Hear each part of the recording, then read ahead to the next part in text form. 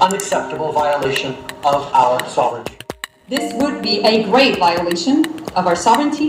India, the government of India needs to take this matter. क्या आप लोगों को पता है कि कनाडा और इंडिया 12 इंटरनेशनल ऑर्गेनाइजेशन के मेंबर है। कनाडा और इंडिया के दरमियान इससे पहले भी डिप्लोमेटिक इशू हो चुके हैं। दोस्तों अस्सलाम वालेकुम, welcome to my YouTube channel. दोस्तों हरदीप सिंह निजार कौन थे? क्या वो इंडियन थे या कैनेडियन? तो कनाडा और इंडिया के दरमियान इससे पहले भी डिप्लोमेटिक इशू हो चुके हैं, जिनमें दो इशू ये है कि कोमागाडू मारू इंसिडेंट यानी 1914 को इंडियन माइग्रेट कर रहे थे कनाडा को, लेकिन कनाडा वालों ने उनको लेने से इनकार किया। इस वजह से इंडिया और कनाडा के दरमियान डिप्लोमेटिक इशू रेस हुई।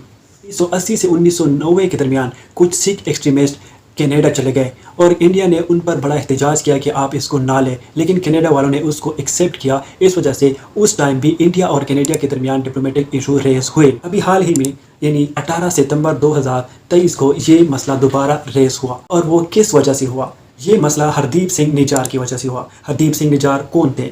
हरदीप सिंह निजार 11 अक्टूबर 1977 को जलंधरपुर यानी इंडियन पंजाब में पैदा हुए। अकॉर्डिंग टू कैनेडियन जो इमिग्रेशन मिनिस्टर है मार्क मिलर, हरदीप सिंह निजार 2007 को उनको कैनेडियन नेशनलिटी मिली और वो वहाँ पर एज अ प्लम्बर काम करते थे। लेकिन कुछ सालों बाद यानी 2018 को हरदीप सिंह निजार कनाडा में जो सिख टेम्पल है वहाँ के प्रेसिडेंट बने, और उसके साथ साथ वो वहाँ के जो सिख फॉर जस्टिस है उसके लीडर भी रहे। और कुछ सालों बाद यानी 2020 से 2023 के दरमियान कनाडा के एजेंसी ने उनको खबरदार किया कि आप पर हमला हो सकता है, तो आप ज़रा मुख्तात रहे। जून 2023 को यानी ब्रिटिश कोलंबिया में जो सिख टेम्पल है उनके सामने हरदीप सिंह निजार को कत्ल किया गया। कनाडा में बड़ा एहतजाज हुआ और कैनेडियन प्राइम मिनिस्टर ने उसकी बड़ी मजम्मत की और उसकी इन्वेस्टिगेशन शुरू हुई। यानी 3 महीने बाद 18 जून 2023 को उनको कत्ल किया गया, और 18 सितंबर 2023 को कैनेडियन प्राइम मिनिस्टर और कैनेडियन फॉरेन मिनिस्टर की statement I.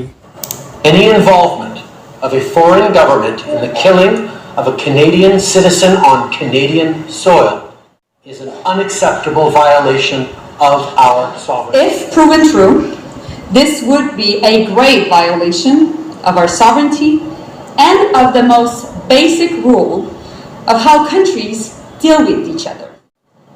We've been clear, we will not tolerate any form of foreign interference. And as of today, Hardeep Singh Nizar के कत्ल होने में इंडियन एजेंसीज का हाथ है। इंडिया की गवर्नमेंट ने इस बात की तरदीद की कि ये हमने नहीं किया। इस पर कैनेडियन प्राइम मिनिस्टर और कैनेडियन फॉरेन मिनिस्टर ने बड़ा एहतजाज किया और सख्त रद्द-ए-अमल उन्होंने अपनाया, और इस वजह से उन्होंने जो इंडिया के परवीन कुमार राय है उनको कनाडा से निकाला, जो कि एक डिप्लोमेट है इंडिया के। और इसी तनाजुर में इंडिया ने कनाडा के जो डिप्लोमेट है उनको इंडिया से निकाला। इस वजह से दोनों मुल्कों के दरमियान बड़ा सख्त रद्द-ए-अमल आया। एक दूसरे के डिप्लोमेट को उन्होंने एक्सपेल किया। क्या आप लोगों को पता है कि कनाडा और इंडिया 12 इंटरनेशनल ऑर्गेनाइजेशन के मेंबर है, जिसमें कुछ ऑर्गेनाइजेशन ये है: United Nation, Commonwealth Nation, G20, national monetary fund, Asia development bank, international civil aviation organization, international labour organization. इन ऑर्गेनाइजेशन का जो मकसद है promoting peace, cooperation, negotiation, development, trade issue, resolve dispute. लेकिन कनाडा और इंडिया ने इन ऑर्गेनाइजेशन का जो मकसद है जिसमें ये दोनों मेंबर है उस मकसद को उन्होंने नहीं अपनाया और एक दूसरे के जो डिप्लोमेट है उनको एक्सपेल किया। इस डिप्लोमेटिक इशू की वजह से कनाडा को क्या कंसीक्वेंस यानी क्या नताइज आ सकते हैं?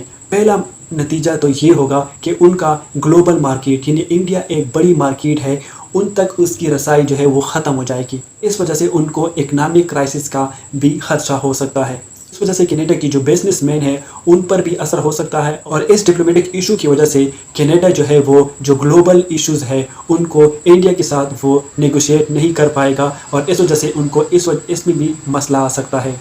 जो कैनेडियन बिजनेसमैन है या कैनेडियन जो है वो इंडिया में जॉब कर रहे हैं तो उनको भी जो लिविंग स्टैंडर्ड है वहाँ पर उनको मसला आ सकता है। तीसरा मसला ये आ सकता है कि क्लाइमेट चेंजेस, काउंटर टेररिज्म और पीस कीपिंग को हैंडल करने में उन दोनों को मसला हो सकता है। और इंडिया के लिए क्या कंसीक्वेंस हो सकते हैं अगर उनका डिप्लोमेटिक इशू जो है वो ख़त्म हो जाता है कनाडा के साथ। پہلا مسئلہ ان کو یہ ہو سکتا ہے کہ ان کا کینیڈا مارکیٹ تک ان کی جو بزنس پروڈکٹ وغیرہ ہے ان کی رسائی جو ہے وہ ختم ہو جائے گی. اس سے پہلا یہ مسئلہ ہو سکتا ہے کہ ان کا کینیڈا مارکیٹ تک ایکسیس جو ہے وہ ختم ہو جائے گا, یعنی اس کا جو ایکسپورٹ ہے وہ کینیڈا مارکیٹ تک ختم ہو جائے گا اور اس سے ان کی بزنس پر اثر ہوگا.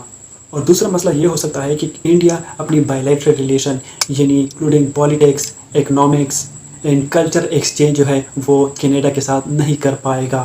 تیسرا مسئلہ یہ ہو سکتا ہے کہ دونوں ملکوں کے درمیان جو ٹریڈ ہے, یعنی ایک ملک یا دوسرا ملک جو ہے وہ ٹریڈ پہ چلتا ہے, وہ دوسرے ملک کو اپنے پروڈکٹ ایکسپورٹ کرانا چاہتا ہے اور دوسرا ملک جو ہے وہ اسی دوسرے ملک کو جو ہے ایکسپورٹ کرنا چاہتا ہے, اور یہ دونوں ملک اگر ایک دوسرے کو ایکسپورٹ نہیں کریں گے تو اس سے ان کے جو اکنامک سچویشن ہے وہ لو ہو جائیں گے اور اس سے دونوں ملکوں کو جو ہے وہ نقصان ہوگا. میرے خیال میں دونوں ملکوں کو چاہیے کہ وہ باہمی رضامندی سے نیگوسیشن کرے اور اس مسئلے کو حل کرے تاکہ اس دونوں ملکوں کی جو ڈپلومیٹک ایشو ہے وہ کسی دوسرے ملکوں پر نہ پڑے اور ورلڈ میں جو ہے پیس ہو اور ڈیولپمنٹ ہو, کوآپریشن ہو اور نیگوسیشن ہو اور ڈسپیوٹ جو ہے وہ ریزالو ہو.